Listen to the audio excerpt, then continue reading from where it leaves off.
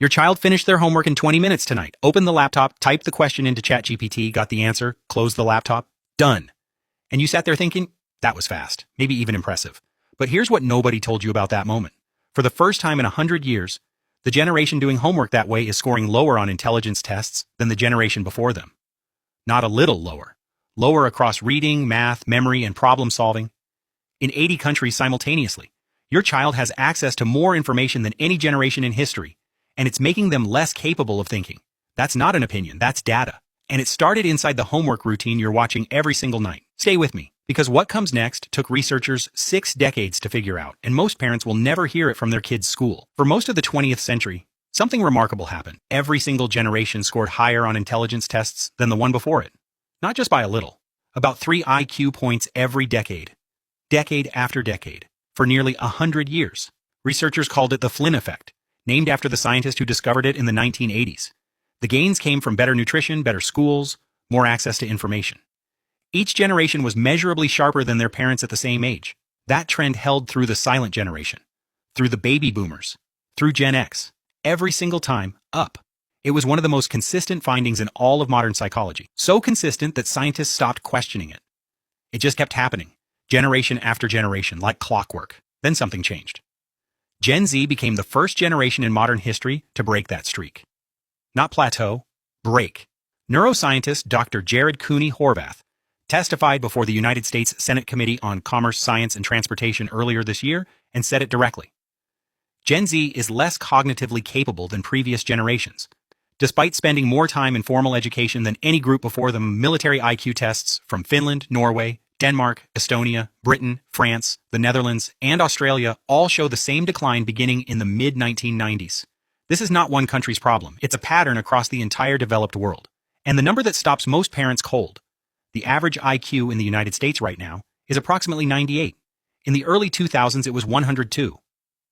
That's a 4-point drop in less than 25 years. And a 2018 study by Norwegian researchers found that even siblings from the same family showed significant score differences between generations, ruling out genetics as the cause entirely. The environment changed. The environment did this. Now think about how you did homework as a kid. If you grew up in the 1980s or early 90s, homework looked completely different. You sat at a kitchen table or a desk in your room with a lamp on. You had a textbook, maybe an encyclopedia if your family had one on the shelf. No search engine. No answer key 2 clicks away. You read the chapter, you struggled with the concept. You wrote it out by hand, you got it wrong. You crossed it out and tried again. When you got stuck, you stayed stuck. Sometimes for 20 or 30 minutes. Until something finally clicked. Nobody gave you the answer. The answer wasn't available. You had to build it yourself from incomplete information, imperfect memory, and real effort. And when you finally got there, you remembered it. Not because you're special, because that's how the brain works. That process felt like wasted time. It felt inefficient, frustrating, slow, but it was doing something to your brain that nobody explained to you at the time. Every time you sat with a problem you couldn't immediately solve, your brain was forming new neural connections. Every time you retrieved information from memory instead of looking it up, you were strengthening pathways that made future thinking faster and more flexible. Cognitive scientists call this the testing effect. The act of trying to remember something, even unsuccessfully, produces more durable learning than rereading the material ever does. The struggle itself was the mechanism. The difficulty wasn't the obstacle to learning. The difficulty was the learning. Now look at what homework looks like in 2025. By May of this year, 69% of American high school students reported using AI tools for schoolwork. Pew Research found that the number of teenagers using ChatGPT for homework doubled in a single year, from 13% in 2023 to 26% in 2024. And a university study published in late 2024 found that students who used ChatGPT for assignments scored on average 6.71 points lower on exams than students who didn't. The assignments got done. The grades held steady. The learning didn't happen. Here's the mechanism, and I want you to really hear this. When your child types a question into an AI and reads the answer, their brain receives the information but never had to work for it.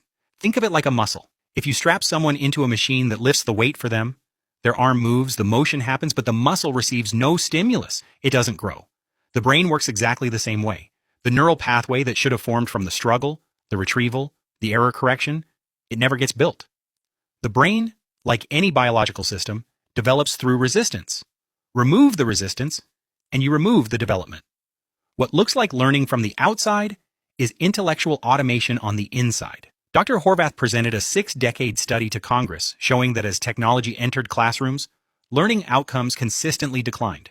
He told the Senate, "Humans are biologically wired to learn through face-to-face interaction and deep study, not through scrolling screens for bullet point summaries. The brain doesn't adapt to convenience. It atrophies." And here's the part that should alarm every parent in this audience. In 2024, the United States spent more than $30 billion putting laptops and tablets in schools. $30 billion. For outcomes that are measurably worse than what a pencil and a textbook produced 50 years ago. The investment went up. The results went down. That is not a coincidence. Sit with that. Now, I know what some of you are thinking right now. My kid is still getting good grades. Their homework is getting done. If the grades are fine, how bad can it be? Here's the answer. Grades measure completion. IQ measures capacity. Your child's grades can be perfectly stable, while their ability to think independently is quietly eroding underneath. The system grades the output. It has no way of measuring what kind of thinking, or how much thinking, produced it. The assignments are being completed. The comprehension is decaying, and the grade will never show you that until the moment it suddenly matters. The college entrance exam they can't use AI for. The job interview where they have to reason through a problem out loud in real time. The adult decision with no answer key and no tool to consult. Here are 3 signs it's already happening with your child. You don't need a lab. You don't need a test. Just watch for these. Sign 1. They get frustrated unusually fast when they don't immediately understand something. Not bored, frustrated. They close the book. They put down the problem. The tolerance for not yet knowing has shrunk because the brain has been conditioned to expect instant resolution. When the answer doesn't arrive in 10 seconds, the system experiences it as failure rather than process. That intolerance for ambiguity, the inability to sit with a question, is one of the clearest early signals of declining cognitive resilience. You probably didn't have that at their age. That difference is not personality, it is training. Sign 2. They can tell you the answer but not explain how they got there. Try it tonight. Ask your child to walk you through their homework. Not read the answer out loud, but explain the reasoning step by step. Where this goes wrong is specific and consistent. They have the output but not the path. They received a conclusion without building one, and when you press them, they go blank, or they reach for the device. That gap between knowing the answer and understanding the thinking is exactly where the missing neural development lives. Sign 3. They struggle to read anything longer than a few paragraphs without losing focus. Not because they can't read, because sustained, sequential reading requires the same deep-focused cognitive muscle that effortful homework builds. When that muscle stops getting used, it weakens. If your child can scroll for 2 hours but loses concentration halfway through a single page of text, that is not a reading problem. That is an attention architecture problem, and it started with homework. The same homework that now takes 20 minutes. If you recognize your child in any of those 3, that's not a character flaw. It's not laziness. It is a measurable, documented, and critically reversible pattern. Reversible is the word I want you to hold on to. So what do you actually do with this as a parent? The research points to one thing clearly. The brain develops through effortful retrieval. That means the most valuable thing you can do for your child's cognitive development right now is reintroduce friction into the homework process. Not punishment. Not confiscating devices. Friction. Specific, deliberate resistance built into the sequence. Here's what that looks like in practice. Step 1. Your child reads the source material first. The textbook chapter, the article, the actual assigned content, without any device open. Close the laptop, put the phone in another room. Read the material the way your generation did. Linearly, from start to finish, with a pencil in hand to underline what matters. Step 2. They close everything and write down from memory what they understood. Not copy, reconstruct. Even if it's incomplete, even if it's wrong in places. That act of retrieval is where the brain actually develops. The imperfection is part of the process. Step 3. They check their reconstruction against the original and correct what they missed. That correction loop, finding the gap, closing it, is one of the most powerful cognitive exercises available to a developing brain. Step 4. Only after those 3 steps, if there is still genuine confusion about a specific concept, they can use any tool they want, AI included. The sequence is everything. Input, struggle, output, in that order. What most kids are doing right now is skipping directly to output. The brain never gets the stimulus it needs, and no amount of technology spending fixes that. The generation that did homework by hand and built the highest IQ scores in recorded history wasn't doing anything magical. They were just doing the work in the order that the brain actually learns. And that order is still available to your child right now.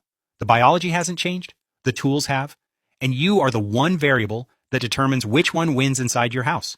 That's not a small thing, that's everything. Tell me in the comments, are you going to change how homework works in your house tonight, or have you already started?